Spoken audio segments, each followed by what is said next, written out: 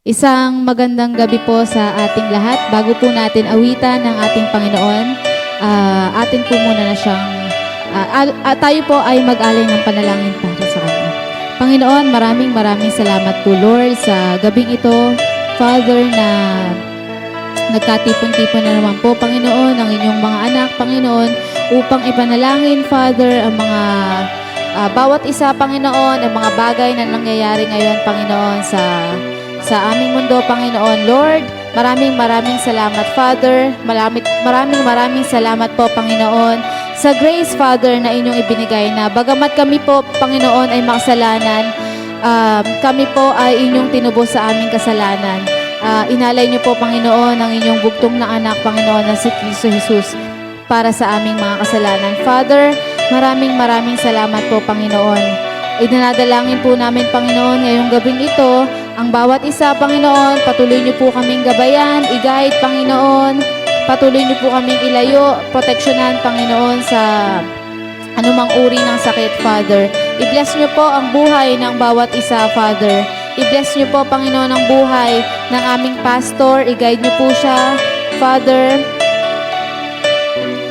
I-guide niyo po siya, Panginoon, sa kanyang araw-araw na buhay, Panginoon, sa pagbahagi, Panginoon, ng kanyang message. I-guide niyo po, Panginoon, i-bless niyo po ang kanyang family. Lord, maraming salamat po, Panginoon, sa gabing ito. Ito po ang aming panalangin. In the name of Jesus Christ. Amen. Tayo po'y umawit sa ating Panginoon.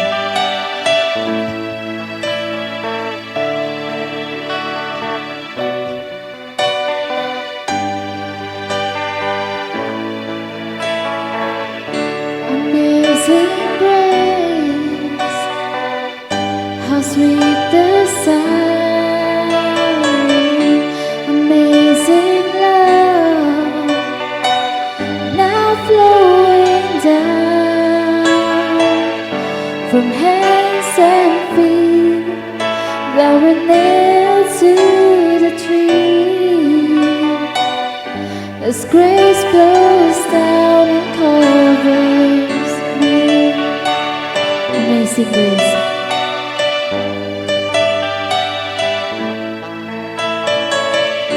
Amazing grace, how sweet the sound,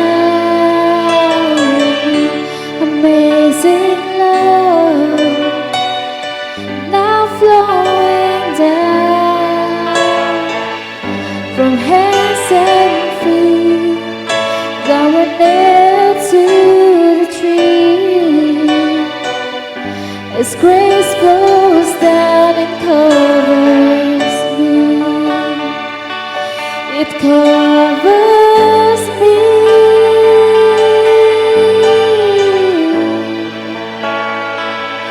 It covers me.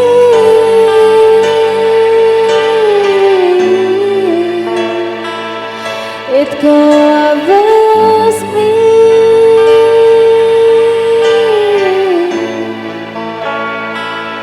And covers me. Amazing grace. Amazing grace, how sweet the sound, amazing love, now flowing down from hands and feet that were nailed to the tree. As grace flows down and covers me, it covers me.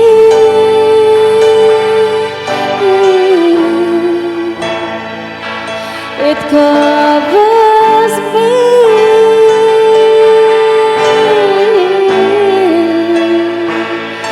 It covers me.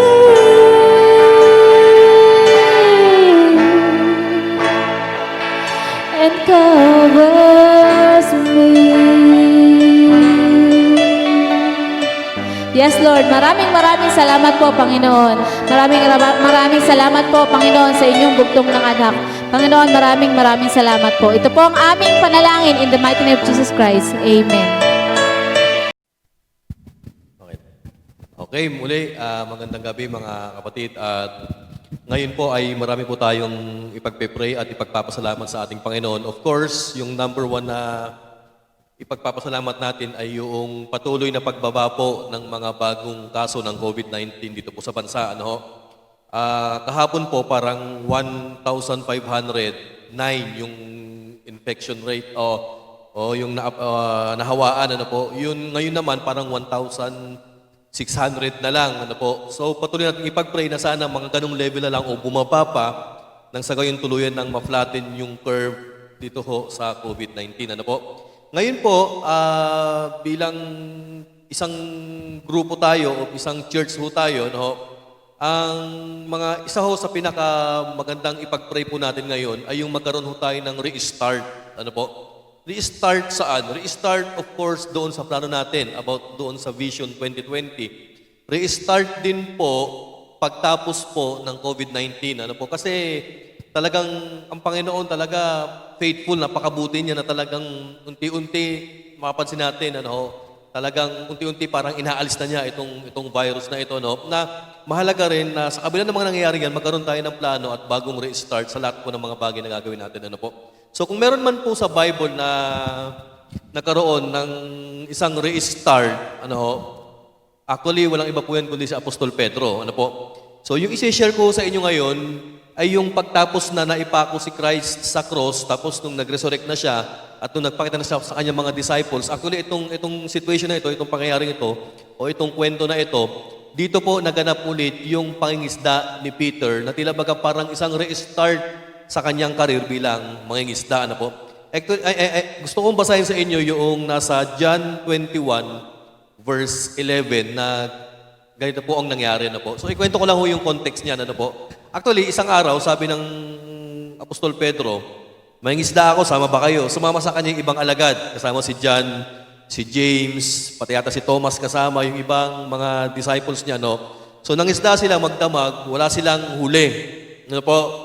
So nung mag-uumaga na, mayroong isang lalaki dun sa gilid ng pangpang ng Sea of Galilee, ang parang may daladalang tinapay, nakapag-bake, nakapag-ihaw na. Tapos ang sabi niyang ganyan, doon sa gawing kanan ilaglag niyo yung net ninyo. So ang ginawa ng mga disciples, naglaglag ng net sa bandang direction na tinuro ng lalaki. So nung naglaglag sila ng net, actually nagkaroon agad ng malaking huli. So napansin dito ni Apostle John na ang nagsabi na lalaking yun doon sa gilid nung dalampasigan ng Sea of Galilee ay walang iba po kundi yung ating Panginoong Jesus. So ang nangyari, ito na, binilang ni Peter yung kanilang mga huli. Actually, ang ginawa ni Pedro sa verse 11, Simon Peter climbed aboard and dragged the net ashore. It was full of large fish, 153, but even with so many, the net was not torn. Actually, dyan po sinabi ni John na si Lord yung lalaki nandun. So dali-dali nagpunta si Peter kay Jesus Christ at yung ating Panginoon biglang sabi niya, meron ba kayong huli? So yun, nagkaroon sila ng fellowship nung umagang iyon. Gusto kong mag-focus dito sa verse 11. Sa verse 11 lamang. Actually, kung titignan natin si Peter bilang isang fisherman o bilang profesyon niya ito, meron siyang tatlong bagay na mahalagang ginawa rito sa kanyang pagre-restart ulit bilang isang mangingisda. And I strongly believe, itong tatlong bagay na ito, mahalaga gawin din dapat ito natin bilang church. Actually, hindi lang bilang sa church natin may apply, kundi applicable din po ito sa ating personal na buhay. So yan, Number one na ginawa po ni Peter, number one, sabi doon, it was full of large fish. Ayan, full of large fish. So, ang number one ito po, Peter aimed for large fish. Dapat po ang church, kapatid, magkaroon tayo ng goal. Magkaroon tayo ng goal setting. Ano dapat yung goal natin? Of course, yun pa rin yung win, consolidate, disciple, send. Loving God, loving people. Ano po yung goal natin? Yung bang mag-win ng souls, mag-disciple. So si Peter bilang mangingisda, kapatid, of course, tinatarget niya yung malalaking isda. At alam niyo ba, yung mga mangingisda po dito sa bansa natin, parang pinagbabawalan talaga sila na magkaroon ng mag-conduct ng dynamite fishing kasi nga masamang epekto ng pagdidinamita kasi unang-una masisira yung mga coral reef. Pangalawa, pati yung mga batang isda, mapapatay mo. No? So therefore, pagka gano'n na nangyari, wala nang susunod na batch o generation ng mga isda na ikaw ay mahuhuli ulit. Ano po? So dito kay Peter, ang kanyang i-name ay yung malalaking isda. Actually, meron pa nga mga isda kung minsan kapag nakakahuli sila na maliliit, binabalik po nila sa dagat para palakihin, paanakin po muli. No? So si Peter, ang ginawa niya, he aimed for large fish. He targeted for big fish. Sa church, ganun din po tayo. Na pag nag-set tayo ng goal, dapat yung malaking yung malaking goal na dapat ang targetin natin. Ano po? Pag magwi-win ka ng soul, dapat big fish din. Ano ibig ko sabihin ito? Yung mga taong big fish. Ibig sabihin, yung mga tao na kapag na-win mo sila, na-disciple mo sila, may kasunod. Ito nyo to, may kasunod. Yung bang kunyari, ang winin mo, isang leader ng isang organization, isang leader ng isang family o isang angkan. Nung nawin mo siya, niyaya niya yung bungang kanya. No? So, ganyan po ibig sabihin niya, let us aim for large fish. Ano po, di ba kayo pag nagtatrabaho rin kayo o naghahanap kayo ng trabaho, anong target ninyo? Yung malaki sweldo, yung malapit, yung maganda kita. Pag nagnenegosyo kayo, of course, gusto nyo yung malaki kita. Ano po, so yan, aim for large fish. Ngayon, magre-restart ho tayo sa church, sa ating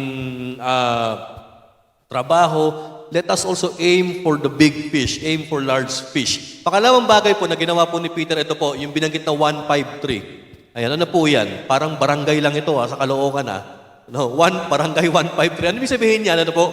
Actually, kung 143 yan, parang I love you agad ang ibig sabihin. No? Pero bakit kaya isinama pa ni Apostle dyan yung bilang na 153 na mga isda? Ano po?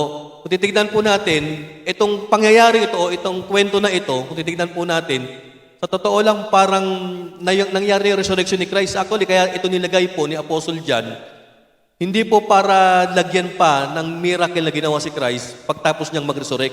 Kundi ang gusto dito ni John, patunayan niya na si Jesus Christ nung nag-resurrect, talagang nabuhay, nahahawakan, nakikita, at hindi ko sila nag-hallucinate, hindi humulto yung na-encounter nila, kundi isang living Savior na ating Panginoong Jesucristo. Pero ano nga ba ibig sabihin itong 153 o 153 na nahuling isda? Actually, maraming mga church fathers po yung nag-explain yan. Ano po? Isa pong church father na si Cyril of Alexandria, ang kanyang explanation po dyan, yung 153 daw, yung 100 daw na bilang, yan daw yung bilang ng mga Gentiles. No, yung mga tao sa buong mundo, yung tao na na hindi mga Israelita, mga non-Jewish people, ano po? Yung 50, sinisimbolo raw yan ng mga Hudyo. And then yung 3, yan daw yung Holy Trinity. Kaya pag pinagsama, 153. Ano po? Yung isa naman si Saint Augustine, ang sabi niya, ano po, ang number daw ng law 10, kaya nga may 10 commandments Ang number naman ng grace 7. So, 10 plus 7, 17. So, mag-add ka, 1 plus 2, plus, hanggang sa umabot ka ng 17, ang equals niyan, 153. Ano po? So, yun yung paliwanag ni Saint Augustine. Pero parang hindi yata ganun. Ano po? Yung isa namang paliwanag dito, si Saint Jerome, ang sabi niya, yung 153 raw na yan daw yung bilang nung panahon nila, bilang ng lahat ng uri ng isda. So ano ibig sabihin? Nilagyan niya ng application. Yung 153 raw, sinisimbolo raw nito yung lahat ng uri ng tao sa buong mundo. No? Na lahat po ng uri ng tao sa buong mundo ay marireach out ng gospel na naway mahuli ng gospel at tumanggap sa gospel ng ating Panginoong Jesucristo. No? Sa akin naman, yung 153, ang nakita ko rito, nag-accounting lang sila. Of course, binilang lang nila yung huli nila. Ano po? So pangalawang bagay na ginawa po ni Peter, ito, no? Peter made an accounting. He made an accounting. Ano ibig sabihin? Of course, di ba lahat tayo pagka nagsisweldo tayo, binibilang natin kung magkano sweldo natin. Pag ikay bibili sa tindahan, binibilang mo kung magkano ibabayad mo at binibilang mo rin yung sukli mo. No? So tayo, pag nagwiwin tayo ng souls, dapat nililista rin natin kung taga saan siya, sino siya, ano yung kanyang background. Dapat sa church, ganun din nagkakaroon tayo ng pagbibilang Actually, yung bayan nga ng Israel, nagkaroon ng pagbibilang ng census Kaya nga nakaabot sila ng isang book yung Book of Numbers no? Dapat po, pag nag-restart na po yung church, magbilang din tayo. Bilangin natin yung kabataan, bilangin natin yung senior, bilangin natin yung mga young people, bilangin natin yung mga children, bilangin ho natin. Tapos sa pagbibilang ho natin, malalaman po natin kung sino yung pwedeng i-disciple, kung sino po yung pwedeng ilagay sa ministry na ganito, kung sino po yung pwede nating gawing leader. Kailangan magkaroon ho tayo ng mga tinatawag nating accounting. Bilangin natin, accountable ho tayo diyan, mga kapatid. Magbilang ho tayo. Yung mangingisda nga nagbibilang, tayo pa kaya. So yan, Peter made an accounting. And then yung pangatlo po, balikan po natin, sabi po, but even with so many, the net was not torn. Ibig sabihin, kahit sa dami ng huli nila, yung net nila, hindi nasira. Ano ibig sabihin nito? Peter used a strong net. Ayan, Peter used a strong net. Ito po yung pangatlo na dapat ginagawa po sa church. Dapat po, ang ginagamit natin, yung matibay po na strategy. Matibay na strategic plan para po tayo makapag-disciple, para po tayo makapag-share ng gospel, para tayo makapag-win ng mga lost para po sa ating Panginoong Jesucristo. Lahat naman po, di ba, gumagamit ng strategy? Lahat naman po, nagpa-planning. Kailangan po gamitin natin yung malakas na net. Yung hindi nasisira, yung hindi nabubutas. Kasi kung minsan kapag yung strategy natin, kapatid, may butas yan, nasasayang yung effort natin. Maging yung mga coaches ng mga sports o ng mga basketball team o anumang team ng sports, na nagpaplano yan ng matibay na strategy. So kung sila nagpaplano ng matibay na strategy, how much more pa kaya na dapat po yung church ay magplano rin ng matibay na strategy.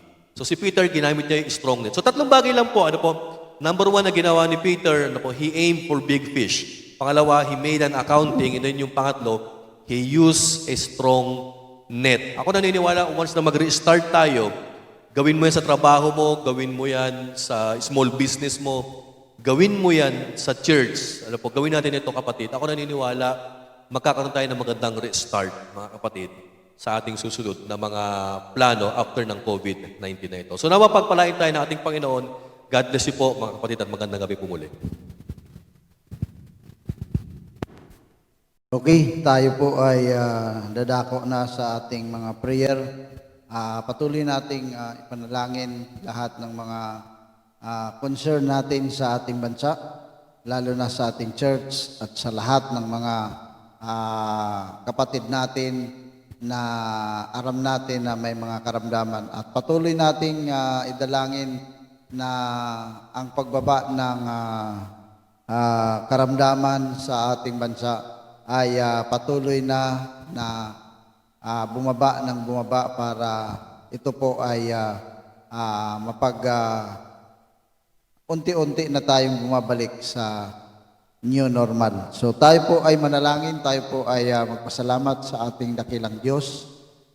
Aming Ama, Diyos na dakila, Ama, salamat ng marami sa iyo dahil sa buong maghapon na ito na kami ay patuloy mong iniingatan sa lahat ng aming mga ginagawa. Tunay, Ama, na magamat sobrang abala ng bawat mga anak mo na sila, Panginoon, ay masyadong abala sa paghahanap buhay.